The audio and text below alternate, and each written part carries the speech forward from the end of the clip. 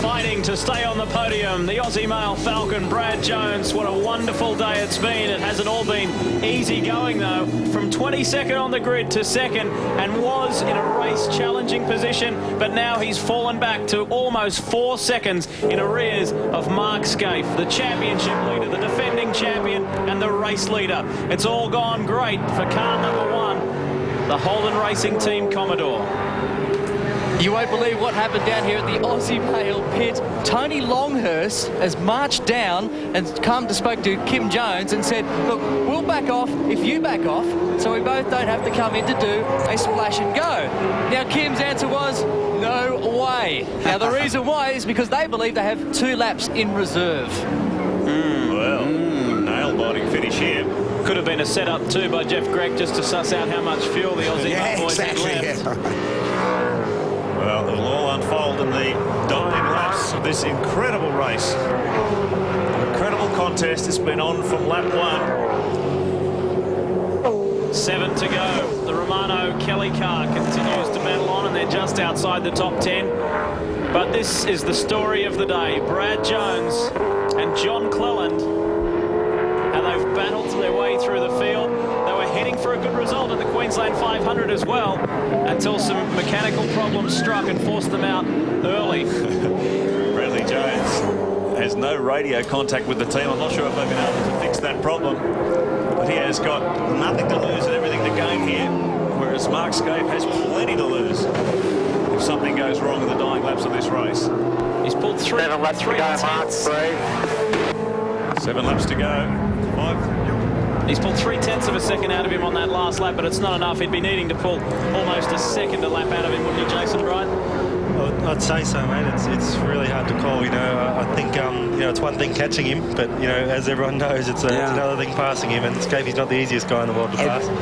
Be interested if Scaife's starting to back it off a little bit now to try and save a bit more fuel, because Bradley's lap was what, 0.4 of a second quicker last lap. If he catches again next lap, then we're really into some goodies. Garth Tander is very determined at the moment, trying desperately to get up into the top 5. He's currently in 6th as we join the race leader again. This is one of my favourite camera angles. This really tells the story beautifully. Sure does. See everything in here, the man at work. The lines he's taking, the pedal action and the shifting. You can take some telemetry on board. You can see that big black hose. So it's coming out of the base of the camera. It's a cold air system. Blows cold air onto the driver as he trying to combat the enormous cabin temperatures inside these cars. Cabin temperatures aren't too much of a problem today, mate. I'll give you the tip. Yeah, I was going to say, but it was cold this morning in the Probably got it closed off. Well, we got the heater on today. So the Holden Racing Team Commodore sounding strong. It's been one of the dominant cars throughout today. Look at the speed on the left-hand side of your screen. 280, 290 kilometres an hour. Incredible pace. We'll check out his lap time this time around and see if he's backing it off a bit. It'd be interesting to see. You look like he's short shifting at the moment, Joe. So if he's used the second through the chase, I think that means he's not conserving too much fuel, and it seems as though he's still pushing pretty hard. So Mark Scaife continuing to attack. He's going to break the back of the challenge at 2:11.12. 1-2. 2:11.4. So he's put out 0.3. 3.8 seconds the gap. They're matching each other for pace. It doesn't look like Scaife's backing off at all. I can't imagine HRT, with all their professionalism, would have got their fuel strategy wrong. And when you look at the big picture, you only need to wind the clock back 4 or 5 years, and this guy was struggling to stay in the category. Yeah, can you remember with the white? When he was the white car, and then of course they ran the Sega sponsorship for a little while, and things were really, really tough. And then the pending retirement of Peter Brock made John Crennan make a few crucial decisions. One of them was to bring this guy on board, and Scaife had the second life in his career and hasn't looked back since being given that opportunity by John Crennan and the team at Holden Special Vehicles and the Holden Racing Team and Tom Walkinshaw Racing. Well, he's a very astute politician. He knows how to build a team around him to get the best guys on his side, and he does it with consummate HRT team structure around his car working very, very well. Down the hill. Hard under brakes for the elbow. Escape looks like he's broken the back of the Aussie Male Ford Challenge as he punches it out of here. Down Conroy straight, lights on, car looking good. And he really has had champions luck on his side today. Things have just really fallen into his lap. His main competitors for the Shell Championship title all falling by the wayside. 5 to go. What an enthralling race. They are the eyes of Jeff Gregg, team manager of the Holden Racing team. He's been around a long, long time. And we just have to wonder how serious this fuel problem is. You heard Jason Bright say that if they're going second through the chase, he doesn't think that they've got a problem. You want to have second thoughts, Jason, or you'll stick with that? Oh, mate, I really don't know. You know, it's hard to say. He could either be really confident that they're going to make it to the end, or he's charging on to. He might have to do a stop, a splash and go. Let's hope that he's just really confident he's going to make it to the end.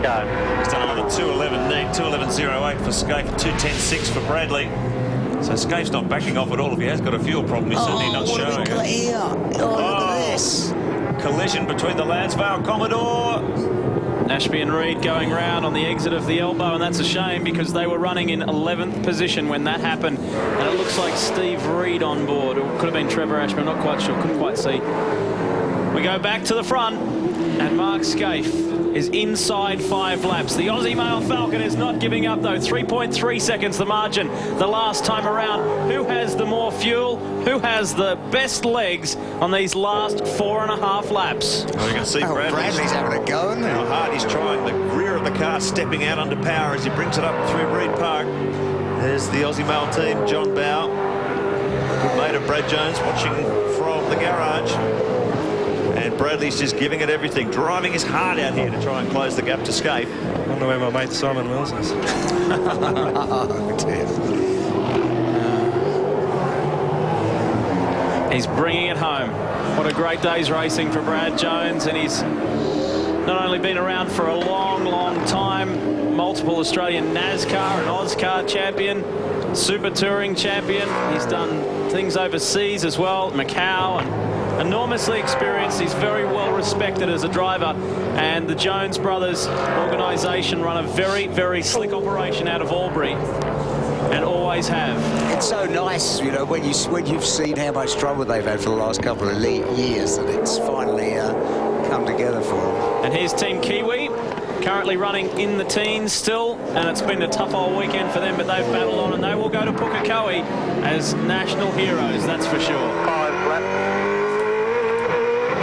4 to go in the V8 Supercar 1000. Mark Scaife, and that difference, the margin is still 3.3 seconds. He is unable to bring it back. Regardless of what happens here, I don't think Aussie Male have disgraced themselves. Brilliant performance by the Albury-based team, and everyone's nervous in the Holden Racing team pit. Tony Strawn, that's Mark's partner, looking on. She's very, very nervous. A big day for everyone involved.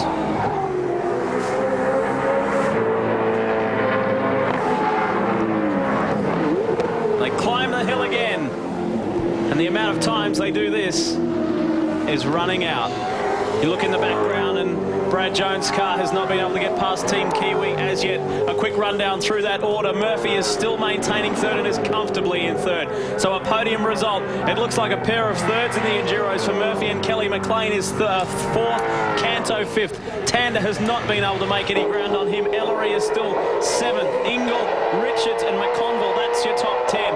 Ashby, Romano, Morris, Pretty, and Anthony Tratt has put in his drive of the year as we ride with the third place Kmart Racing Commodore of Greg Murphy. Well, if there is going to be any splashy and dashes, there's nothing. There's no action in either of the garages. No. I think it's probably a bit of theatrics by Holden Racing team toward the end there, because Scaife has not backed off at all. He's giving it everything.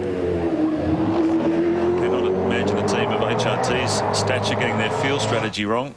Mark Scaife. And he got a couple of laps to go now. 158 onto 161, and he's still attacking this mountain. It'll be a brilliant victory to Holden Racing Team. They haven't had a great success here in the V8 Supercar era. They only the one victory in 1996. Scaife really wants to claim one under V8 power, and HRT, I'm sure, would like 2 V8 Supercar crowns at Bathurst. We said the story of the day was Brad Jones and John Clellan. What about these two guys? Cameron McLean and Greg Ritter, unsung heroes, that's for sure, in the Shell Helix Ford. And it's looking like a pair of fourths for McLean. He finished 4th last year with Stephen Johnson. That just seems to be his number here at the mountain. Scaife and Jones, 3.4 seconds, 2:11.2 to Scaife at 2:11.3 to Jones, so he's continuing to attack, but not able to close that gap. Just had a word to Jeff Gregg, who is pacing up and down at the moment here in the Holden Racing Team pit. He still says, Rusty, it's touch and go at the moment regarding Mark's fuel. They've told him to back it off a little bit in these closing laps, hoping that will make a difference. He believes it will be enough to get him to the line, but at the moment he said, we're in the hands of the electrician. Radio communication there, not long to go, push on. We're not quite sure who that was. We join Mark Scaife again, 3 laps to run here at the mountain. This is nail-biting stuff. Will he or will he not have enough fuel to get to the line? Brad Jones is in a similar situation.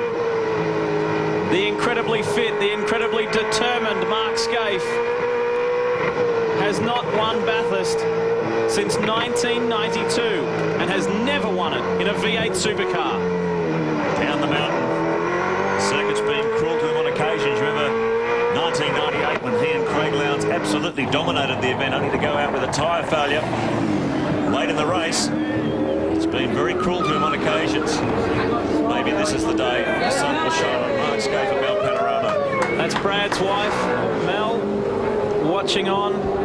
And very, very anxious times down there. It really is a team sport, motor racing. More so than any sport. It's just incredible the amount of involvement that goes into the preparation of these cars. They put the drivers in them, but the driver's only as good as his engineer and the mechanics who put the car together. The whole support structure behind a race team. Everyone feels the pain and the pleasure, depending on the race result. Bradley just pulled back on the first sector of the course. Bradley just pulled back 0.3 of a second. There's That's a lot on the first sector. Yeah, That is a lot to make up, though, isn't there? Yeah, I know, but I'm just wondering if Mark's backing it off anymore. 2 laps remaining. It's been fluctuating over the last few laps. I think Mark's well in control of this situation. In front. 2:11.0 and Brad's done a 2:10.8, so Scaife's still matching Brad's times. 0.2 of a second faster that time around, so he's not backing off at all. You can guarantee Brad will have his pedal to the metal. He's got nothing to lose here. Climb Mountain Straight for the second last time, I should say. The Aussie male Ford is not giving up. And can you believe it? The Blue Oval will be pipped at the mountain yet again. Amazing stuff, isn't it? It's almost becoming like a bogey track for Ford. Last time they won in 1998, but the last 3 years it's come down to a fight. You could call it Falcon Unbelievable, couldn't you? You had to get that in, didn't you, Vaz? That's your favourite saying of the weekend. I know, I can't help it. 160 of 161. We are winding down on what has been a vintage Bathurst, that's for sure. A crowd of in excess of 50,000 has witnessed this over the entire weekend. Just shy of 145,000 race fans have visited Mount Panorama, and this man, Mark Scaife, looks like walking out of the place on top, victorious, and almost we say, because it won't be, but there's only 2 rounds to go, wrapping up yet another Shell Series Championship. You've got to hand it to him. He's the consummate professional. He's achieved a hell of a run in his career. Australian Drivers' Champion, Australian Touring Car Champion, former Bathurst winner with Nissan. He really does attack it with professionalism. It's also great for Tony Longhurst, isn't it? Yes, very much so. Into the chase for the second last time. Mark Scaife will receive notification that he is about to begin the final lap of the V8 Supercar 1000. Look at the statistics for Tony Longhurst. The last time he won a Shell Championship Series round was Lakeside in 1992. Last lap, mate. Keep the concentration up. Watch that slow car. 1992, driving a BMW. So Tony Longhurst has been out of the winner's circle for a long, long time, and this is a Shell Championship Series round. They're on their way home. They are less less than 6.2 kilometres from the checkered flag. The combination of Mark Scaife and Tony Longhurst. There's Tony, John Crennan, the main man at HSV and HRT, and there's smiles all round. Wow, 13 years since Tony Longhurst has stood on the top step of the podium at Bathurst. He's come so close over the last 2 or 3 or 4 years. Some silly things like throttle cables, etc., have denied him when he's put in brilliant drives in the Castrol Ford. Now he's a part of the Holden Racing team, and he and his teammate Mark Scaife are half a lap from victory. Across the top for the final time, listen to the roar. Holden fans erupt. Mark Scaife bringing it home for the Holden Racing team. It's been a dominant performance. They've set the pace throughout the day, been in contention when it counted, and now he's going to bring it home. Across Holden Skyline for the final time. There was talk about not enough fuel to get home. Well, Bradley Jones is still there, but some 3 seconds behind. It is as good as over. Mark Scaife, and look at the car. There's not a nick, there's not a dent, there's not a scratch on it. We said that they were playing a conservative strategy earlier. They didn't challenge any passing manoeuvres. They let people get through. They didn't want to fight. They didn't want any conflict, and they played a smart race. What a sophisticated strategy. What great driving from Scaife and Longhurst. This is one that they will remember forever. Through the chase for the final time. Mark Scaife under brakes. The sniff of the champagne is right there. Through past one of the Lansvale cars. They know that they have got it. And Mark Scaife says, we have done it. We have done it. He comes across the line. He's never won a V8 Supercar. He has now. Scaife and Longhurst do it at Bathurst. Thanks, boys. That was just unbelievably good. And Brad Jones in the Aussie Mail Ford picks up second. Greg Rust is with Tony Longhurst. Greg, it must be amazing down there. It's been a long time between drinks for you and a little while for this team. How does it feel? Fantastic. What a team that made me feel so welcome and secure throughout the week. It's just wonderful. Mark's a brilliant driver. He's so good. I can't tell you how good he is. You were close to shedding a tear there at the end. You had everything crossed, didn't you? Yeah, I'm under control though now. It's just such a hard week, and it's months and months of preparation. And after coming so close last year, I was with a real hostile team. It was a very uncomfortable environment. To be with this team is something very, very special. Really solid effort by you, by Mark. But what about the team today? They've been incredible, haven't they? No, we didn't put a foot wrong. It was magnificent. Our strategy was spot on. When Larry speared off, I came in past him in the pit lane there. He was going the wrong way, and we just nailed it. We've done it. A moment for you, Mark, and all the team to savour. Enjoy it. There we go. We're going to enjoy this. Well done. Thank you. Trust station, Bluey, all the This really is the story of the day. John Cleland and Brad Jones. What a marvellous drive from 22nd. Can you still believe that? Yeah, just incredible. The car just got better and better and better as the day wore on. And Brad just did a great job. The first stint to six, the car is just wonderful. All the Aussie Mail guys, Brad's team, they've just done a great job this weekend, and it's just deserves for an awful lot of hard work that they've put in. But you're right, from 22nd in the grid, it didn't look like we could come second in this race, but it's fantastic feeling. Like to think that he put a time of 2 minutes 10.6, his fastest time all weekend in the last 10 laps. I'd hate to think how tired Brad Jones would be right now in that car. Well, I just wonder why it took so long to get that time out of the car, I might have to talk to him about that. Time for you to get up on the podium, mate. Well done. What a great race it has been. It is. It lives up to that name, the Great Race. It is the most fantastic motor race in the world. You can come back next year. Thank you. Jeff, Greg, you were fretting towards the end there. How close was that? It's pretty close, Rusty. But look, it wasn't. It ended up okay. So we it's bloody good effort by the team, and we're really happy. This is a cruel place at times. I know you had a wonderful run here in '96. You've done it again in 2001. How are you feeling? Oh, absolutely over the moon, Rusty. I think the whole team is. We've worked hard to try and get another Bathurst victory, and sometimes luck's got to go your way, and it's all credit to the guys, all credit to Mark and Tony. Absolutely, Tony and Mark just done a fantastic job. So, yeah. I spoke to Mark in the week leading up to this event, and I said, well, the last time was '96. It must be just about due it for you guys. Well done. That's a great result. Yeah, no, it is, Rusty. Team, few celebrations tonight, I think. I'm sure they will. I'll join you there. Cheers. Bye. Yeah, remarkable performance, and you saw the banners in the background, 21 today. That is Holden's 21st victory on the mountain. Quite a remarkable performance. The Holden fans will be rejoicing down there in front of the podium. We've got Stephen Johnson and Jason Bright still with us in the commentary box. What did you make of that one, guys? Well, actually, we'll get your opinion after the break, because it's time to take a short commercial break here on Network 10. We'll be back with all the podium celebrations after this. Scaife has done it and virtually wrapped up another championship.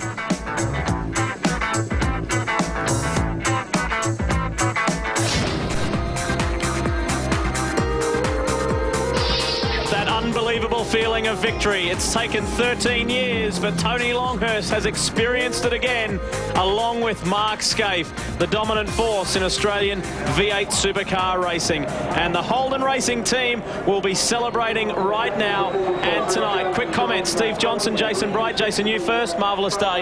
Yeah, mate, it's just a great day for Holden racing team and all their sponsors. They've got the hardest working guys in the business, and, you know, I think all the guys in the team deserve the victory. I'm just disappointed that it wasn't a 1-2. Steve Johnson. Geez, I don't know about, fantastic victory for Holden, but, I'm sure Bridie and I would have liked to have got more points for the championship, but, that's the way it goes, and we just have to press on now. Let's take a look at the full results for you, and a repeat of 2000 with 9 drivers, 9 cars on the lead lap. It was a Scaife Longhurst victory. Jones and Clellan, what a race for those guys, and Kelly and Murphy really fought hard. They will be your podium place getters. Ritter and McLean, it's another 4th for Cameron. Richards and Canto did very well and ended up being the top FTR Falcon. Tanda Barguana, Ellery Brabham 7th, and Ingle and Perkins, what could have been for those guys. Seaton and Richards 9, McConville and Bates ended up inside the top 10. A great effort for the Lansvale Smash Repairs car. Team Kiwi 16th behind Tran and Jones. 2 very outstanding performances there. A little further back, what a tough day for Lowndes and Crompton, debuting that new Gibson Motorsport AUXR8. What could have been for them? That was the story. Then we get back into the retirements. The last to retire was Larkham and Gardner, Brock and Owen. And there you are, Stephen. You and Paul Radisich out with a blown engine. Quite a few. The attrition rate was fairly high today, and 43 wheel and lay. That's a sad story after being consistently in the top 10 all the way back to David Bernard and Matthew White. We will be going all the way through until 5:30. 10 News at 5:30 in around about 25 minutes time, and Sports Tonight at 6 o'clock. Of course, those times are Eastern times. Look at the celebrations in Pitt Straight. Unbelievable scenes underneath the Cougar Bridge. We'll be back with all the podium celebrations right after this. Holden fans cheering, yelling, smiling, celebrating, because Mark Scaife and Tony Longhurst have done the job, and they have done a brilliant job of winning the V8 Supercar 1000. It's time to go to the podium with Mark Osler. Well, thank you very much. What a fantastic V8 Supercar 1000. And give yourselves a big pat on the back, fans. There's over 50,000 of you here today. A fantastic turnout. Whoever said V8 Supercar racing wouldn't work at Mount Panorama? Look at the number of Holden and Ford flags here. Absolutely fantastic support. Right now, I'd like to call on Ross Brodie, the sponsorship manager for the Shell Oil Company of Australia, to hand the trophy to the men who finished 3rd here today. A brilliant effort. Put your hands together for Greg Murphy and Todd Kelly.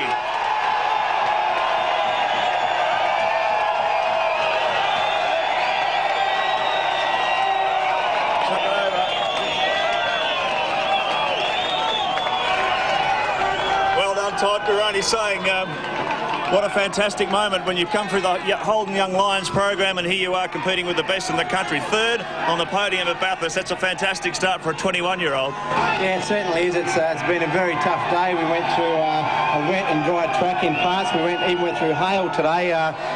You do one lap and the track's dry. The next lap the track's got hail on it. So it's been a tough day, and it's good to finish where we ended up. Congratulations. Let's get Murphy in. Murph, well done. You're making a habit of standing up on this podium. Boy, oh boy, you've got Bathurst figured out, mate. Well, mate, what a day. Who builds the best cars? Holden! Yeah! What a day, mate. It was just the best race I've been in ever, and I just can't believe how competitive it was. Congratulations to Scaife and Tony and Brad and John as well. What a great job. But the Kmart team did a great job too, and we were pretty unlucky, I reckon. We could have just about done it. Give them a cheer, folks. Greg Murphy and Todd Kelly.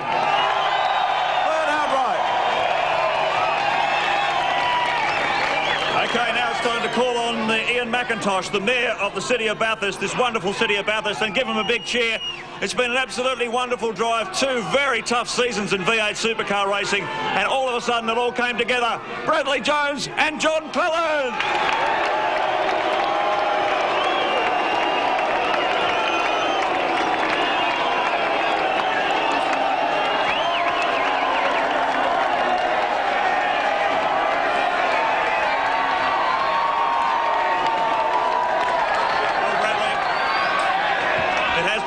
Tough season for the Jones brothers operation, but it just looked like you got everything together there right at the right point of the season. Well, it's been a pretty tough year and a half, to tell you the truth, but I got to say, the guys, fantastic job. You know, like, they worked all night last night to try and get the car right, and it was right today. You know, that Henry was really pumping out there.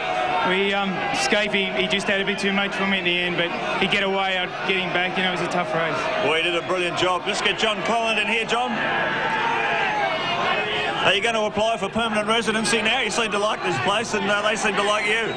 It's just been fantastic today. I just cannot believe we started 22nd and we come second in this fantastic motor race. It's just absolutely incredible. Yeah, I'll apply for residency. It sounds great. Johnny Cleland, put your hands together, folks. John Cleland and Brad Jones. Second outright in the V8 Supercar 1000. Okay, the moment you've all been waiting for. I call on Martin Jolly, the Managing Director of IMG for Australia and New Zealand.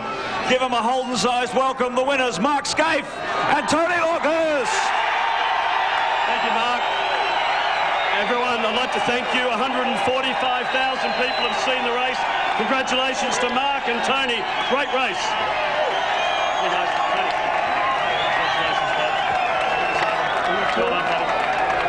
Tony, what a magnificent moment. 1988, you were standing up here last time. It's been a long time, but what a fantastic drive. Yeah, what a fantastic team. And Mark Scaife's an incredible driver, incredible team that made me feel so welcome all week, and certainly to get the best out of you. Magnificent moment for Holden. Let's get Mark Scaife in. Scaife. You're a hero amongst the Holden fans.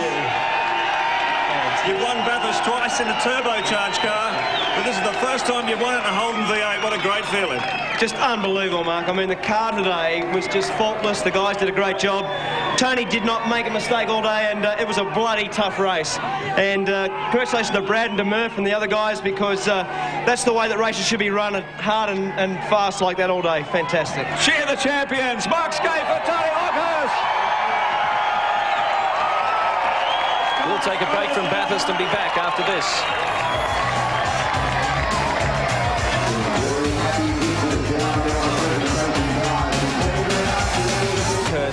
That is, in fact, the longest break between wins for a Bathurst driver. Remarkable performance, and when Mark Scaife, as he surely will, close out the Shell Championship Series this year because he has a 455-point lead, I think he'll have Tony Longhurst to thank as well. Remembering last year, Tony drove like a demon in a team that he said he was very unhappy in, and the signs were there that he would not be with them at the end of the season. That was true. And he almost pulled off an amazing victory.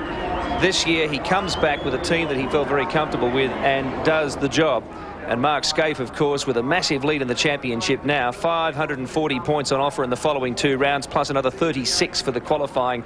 But still, when you consider that Scaife's team has been so reliable all year, 8 race wins, 4 round wins, including this one, you have to say he's pretty deserved of a championship victory in 2001. But having said that, it is, of course, not over yet. Pukekohe will be an event in itself, and then the V8 International at Sandown. Remarkable stuff. So many hard luck stories. You have to say that as much as Scaife and the HRT pulled off a remarkable victory, a solid one, some of the title contenders around him fell away due to unfortunate circumstances. But that's always the story at Mount Panorama and the V8 Supercar 1000. We're going to have a chat with a couple of drivers here, one of whom we thought at one stage, and we always do, I think, every year, would finally break through. Glenn Seaton, hard luck to you. Your thoughts on the race? So much happened. It must have been so difficult to control the circumstances out there and the weather. It is really, and that's the prestige of Bathurst, really, is getting it all right. But I think it was a fantastic race in the end. Look at Brad Jones in the end, giving it the go. And it's great to see Brad up there because he's had a bit of a struggle getting up there with the V8 Supercars. But it was great to see what he did in the end. And congratulations to Scafie. What a great effort. Glenn, how hard was it to make decisions to come into the pits because the safety car was out so many times and the weather was changing constantly? Well, it was really, and you've got to take into consideration your fuel economy as well. So we made the right decisions. It just at the end of the day, it didn't quite work out. Were you surprised at the pace? I mean, they're running in 210s, 211s for much of the 161 laps. I probably wasn't really because of the new surface here. And as the weekend's gone on, it's just got so much more grip to it. And as we come back next year, you'll see even records drop even more. Well, you unlocked a few secrets, I think, with the new vehicle. Were you happy with it, generally speaking? Absolutely fantastic. I was happy with the whole team because to have 2 team cars in the top 10 at the end of the day was sensational and the only team. What are your plans from here? 2 rounds to go. What are you trying to do? Well, naturally, we'd like to get some wins on the board. We go to Indy next, which is a support event for the Indy cars, and then off to New Zealand. That'll be a great event itself because we haven't been there since 1996. If you can forget the dramas up here pretty quickly, I think, with a win in New Zealand. Well done, mate. Thank you. Glenn Seaton, and another brilliant drive today, Cameron McLean. 2 fourths in a row. There was some very smart money on him, including mine last year when he teamed up with Junior. But this year, of course, Greg Ritter, he had a great run too. Cameron, you must have been pretty happy. Oh, we were delighted. Like we came from the back a few times. We put a set of wets on, and in the middle of the race there somewhere when it only rained for 2 laps and dried out in another 2, and that, in hindsight, obviously was a mistake. And we sort of clawed our way back from there and had a real opportunity at winning the race at the end of the day. But just the car speed in the long run with full tanks, and once the tyres were a bit worn, we just didn't have quite that car speed there. It was that kind of day, though, wasn't it? Because all the leading teams really, at some stage, made a wrong move, even the winning one. But of course, it was a matter of who made the fewest mistakes, I think, at the end of the day. Well, it's a big lottery with the weather here and the way that the circuit is and the way the weather comes and goes from here. It's just a lottery. You've got to make a decision, and sometimes you've got 30 seconds to make it, and they're not always going to be right. And unfortunately, one of ours wasn't, but there was a whole lot of right decisions the guys made after that, and that made up for that decision. They gave us an opportunity to win. Well, congratulations, mate. You've impressed everyone again, and I hope that the solo career is well funded and gets back on track as well. Yeah, mate, we'll sort something out there next year. It's all going to be good, and yeah, it was a great drive, and thanks to DJR and Shell. Congratulations, you deserve it. Cameron McLean, wonderful drive again. We'll take a quick break. We'll come back with more at Bathurst and wrap this up.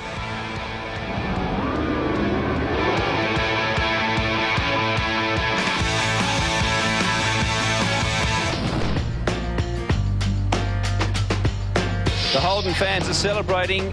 One Ford fan is celebrating. The person who created the winning banner in our competition today.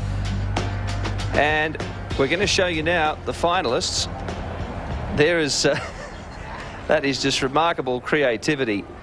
And this is how they did it. Leighton Ford, would you believe it? We're not kidding, unless he had his name changed by deed poll, from Byron Bay. That was the person who created the banner. He takes home an XR8 worth more than $46,000. Our home viewer, just reminding you, will be announced on Sports Tonight. Incredible day at Mount Panorama, as I mentioned. Mark Scaife with a stranglehold on the Shell Championship Series, but still anything's possible in terms of results in the remaining 2 rounds. Let's take a look at those points right now. And as I mentioned, a 455-point lead to Mark Scaife from Russell Ingall. Jason Bright, what could have been after that exit at the chase, it was all over. Stephen Johnson, 2.276. And Greg Murphy has moved up to within 2 points of Junior Johnson. So it looks like Murph and, of course, his teammate today, Todd Kelly, have salvaged a lot of prestige out of this season. Good run from the Kmart team. Oh, I can't believe how competitive today was. When you see the times they were running all the way through and the pairings of the drivers and everything, and how it was just great, really brilliant race. And I just did some quick adding up. 46.5 seconds between the top 7 cars at the end, which is not too shabby for 1,000 kilometres in these conditions. Well, that's what I was going to say at the end of the commentary thing. I said, if you were looking at the race and told somebody that just came in and said, it's the last 20 laps of a 1,000-kilometre race, you go, yeah, right. So good, so good now, this series, and it's so close. When you look at the times all the guys were doing, I mean, it's brilliant. Wonderful contest. On your home of motorsport, there is more of that still to come. Let's look ahead. The MotoGP Round 13 from Japan. Barry and I will bring that to you tonight after Sports Tonight, and, of course, Phillip Island for the Qantas Australian Motorcycle Grand Prix next weekend. We'll be back with more. We hope you've enjoyed the V8 Supercar 1000 for 2001.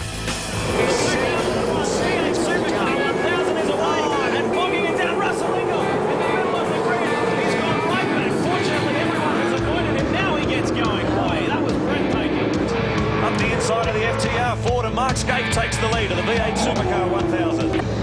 Yes, this is obviously an incident from before. This is one of those.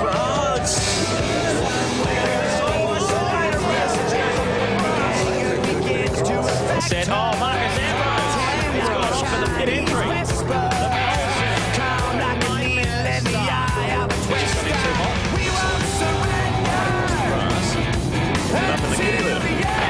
Watch Lowndes. This is where he serves up Radisich. Just lets him know, hey, I'm here. Can you believe it? John Bowe has missed his pit bay by 3 or 4 lengths to 10, pushing him back. This was supposed to be the lightning stop strategy that would maintain his lead. Lions car involved. Gary Holt as well. Looking back from Wayne Wakefield and almost taking evasive action. Oh, there's evasive action. Watch for Faulkner. Two of their team just stood on the bike. Look at that. Looks like World Wrestling. Oh, that's... Johnson switches line on the inside, coming down into Cougar corner. Does Johnson make it stick? Yes, he does. Yeah. Well, take it out again. That's it, mate. Push, guys. Push, guys. Push, guys. Push. Quite extraordinary stuff. There's Cat Racing. Oh, that's Trent. Trent coming into contact with Wells. You need to get him in and get him out of the car. Gets out a little wide, and that's where it all went wrong. Is that the Gibson? That's Lowndes. Lowndes is in the wall. Lowndes has gone into the wall. Look at that. On the exit to Forest Elbow. Can you believe it? The race leader. There's going to be cars spearing off all over the place. Now that is, they're going to go. Well, he's going that speed, so I can go that speed. And both go off together. Oh, no. Team Kiwi. Going so well. Out to 12. Fuel spilling out there. Leggett's trying to outbrake him. Nick Miller's trying to lead. Back into the race. Yes, guys, the front of the car is an absolute mess. Would you believe it? He inherited the lead, come into pit lane and had an accident. We